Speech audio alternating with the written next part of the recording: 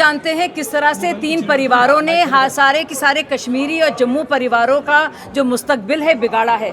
सब जानते हैं कि सत्ता में रहने के चलते क्या कुछ किया गया है। सब जानते हैं कि इन तीन परिवारों ने किस तरह से सत्ता की भूख के चलते एक आम कश्मीरी, एक आम जम्मू के निवासी का रहना गुजरना मुश्किल कर दिया, क्योंकि सत्ता में रहना था। किस तरह से दहशतगर्दी को बढ़ावा मिला, किस तरह से आप देखिए, चाहे वो महाराजा हरी सिंह के वक्त की बात हो, किस तरह से शेख अब्दुल्ला को, जब उनकी मुस्लिम कॉन्फ्रेंस है उसका नाम बाद में बदलकर नेशनल कॉन्फ्रेंस हो गया है, किस तरह से उनको प्रमोट कर करके राजा हरी सिंह को इंसल्ट किया गया, किस तरह से ढिलाई बरती नेहरू जी ने और इंस्ट्रूमेंट ऑफ एक्सेशन साइन नहीं करना चाहते थे। और अब वो लोग, ये जो नापाक गठबंधन है जिसने लगातार देश के साथ खिलवाड़ किया है, जिन्होंने हमेशा अलगाववादी तत्वों का साथ दिया है, जो हमेशा पाकिस्तान के साथ बातचीत की बात करता है, जो हमेशा कहता है कि पाकिस्तान के साथ LOC ट्रेड होना चाहिए, जो हमेशा कहता है डायलॉग ज़रूरी है, जो डराता है भारत को और चेताता है कि भाई पाकिस्तान तो न्यूक्लियर पावर है, हमें सोच समझ कर चलना चाहिए, जिसके नेता बाकायदा जाते हैं पाकिस्तान में और कहते हैं कि हमें यहाँ की जमहूरियत से मुक्ति चाहिए, मोदी जी को हटा दो। ये बाकायदा बात उनके खुद के नेता मनीशंकर अय्यर और सलमान खुर्शीद जाके कर चुके हैं। वो लोग सिखाएंगे हमें कि क्या मतलब है देश संभालना और देश को बचा के रखना और प्यार को बचा के रखना देश के। और जिस तरह से डोगरा अस्मिता को, डोगरी सोच को, और जो हमारी प्राइड है जम्मू एंड कश्मीर की, हर एक जम्मू कश्मीर के निवासी की, जिस तरह से उसका मजाक उड़ाया गया है, जिस तरह से महाराजा हरी सिंह जी के बारे में कहा गया है कि हमने उनको हटाया।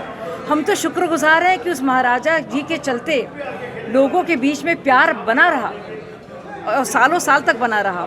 और ना सिर्फ ये, जम्मू एंड कश्मीर भारत का अभिन्न हिस्सा इसलिए है, अभिन्न हिस्सा क्योंकि उसने इंस्ट्रूमेंट ऑफ एक्सेशन साइन किया।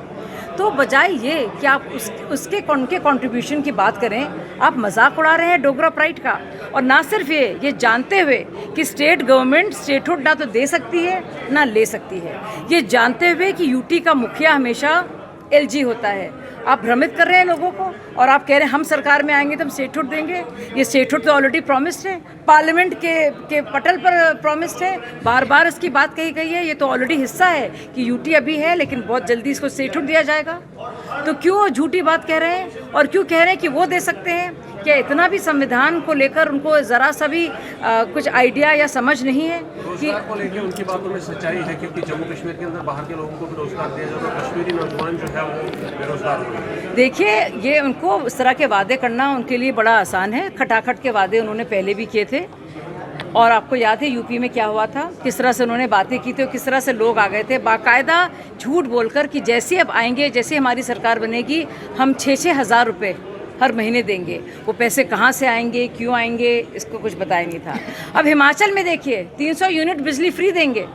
उससे पहले भाजपा सरकार ऑलरेडी 125 यूनिट दे रही थी, कहकर आए, सरकार बनी और अब क्या हुआ? अब वो स्कीम वापस ले ली, कह दिया कि भाई अब तो दिवालियापन हो रहा है, अब नहीं कर पाएंगे। क्या हालत है कर्नाटक के, रोज़ रोज़ भाग भाग के आते हैं कि पैसे दो, पैसा नहीं है। तो वादे करना बहुत आसान है लेकिन वादों को पूरा करना और निभाना, तो उनका ट्रैक रिकॉर्ड लोगों को देखना पड़ेगा और समझना पड़ेगा।